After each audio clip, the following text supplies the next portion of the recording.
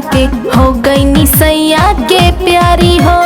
मेहंदी रचा के मंगिया सजा के जाता नी हम ससुरारी हो।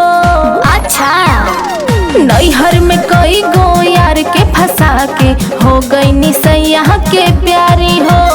मेहंदी रचा के मंगिया सजा के जाता नी हम ससुरारी हो। सुनो यारों के चुपे चिखावत रहो। क्या? यारों के चुपे चिखावत रहो। Stupid. भतरों के मन बहलावत रहो। Shut up. यारों के चुपे चिखावत रहो। यारों के चुपे चिखावत रहो। भतरों के मन बहलावत रहो।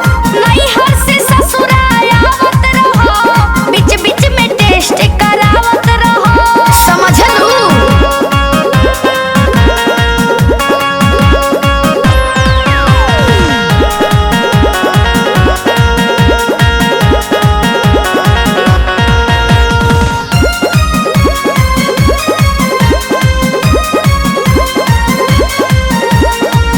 शौक होई सैया के भूल जात प्यार के। लाभल डर के हमरा फेंक दो तू फाड़ के। उहे तो सबूत बा अंतिम। अरे मान जा।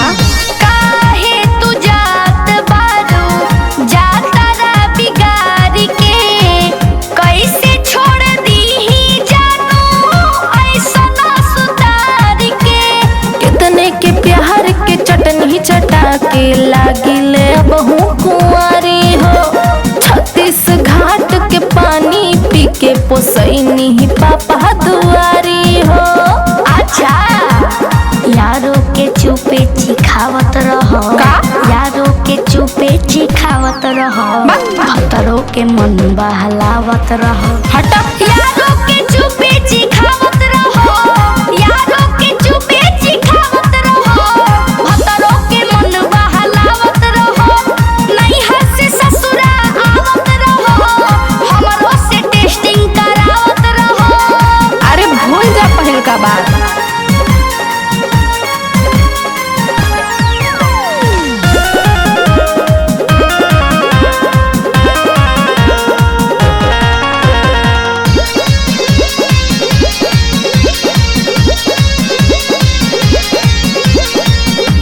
बाड़ो यार तो भा तहर ना कहइबा। काहे? पहिले के मजा जानू अब नाही पइबा। समझ जा। ढेर मत बोलो। टाटका से जादे हम खाइला बसिया। साथी के खेलल खाइल बारू सधतिया। अब नाही होई ओढ़नी बिछा के पेन्ही लगौना के साड़ी हो। मछरी मुर्गा छोड़ देली प्रीति भैली सदा शाकाहारी हो। ठीक बा यारों के चुपे चिखावत रहो। का? यारों के चुपे चिखावत रहो।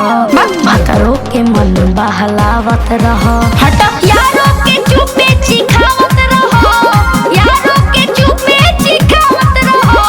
भतरों के मन बहलावत रहो। साढ़ू के झूठे सहलावत रहो। रीसू से टेस्ट करावत रहो। सुना लू। केहू ना जानी। I will think about that. ओके जानू।